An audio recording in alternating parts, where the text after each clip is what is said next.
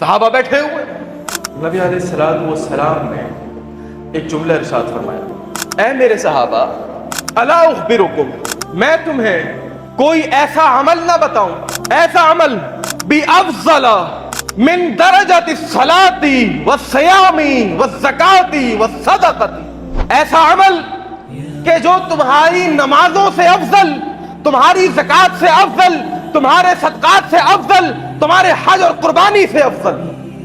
اب تک تو ہم نماز کو افضل، زکوٰۃ کو افضل، حج کو افضل سمجھتے، آپ نے فرمایا ہے میرے صحابہ ایسا عمل نہ بتا دوں کہ جو تمہاری نماز، زکوٰۃ، صدقات، خیرات سے بھی افضل ہو؟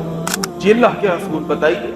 آپ نے فرمایا اپنی رشتے داریوں کو جوڑ کر کے رکھنا، رشتے داروں کو جوڑ کر کے رکھنا، آپس میں اتفاق اور اتحاد رکھنا، یہ تمہاری نماز اور زکوٰۃ سے بہتر ہے۔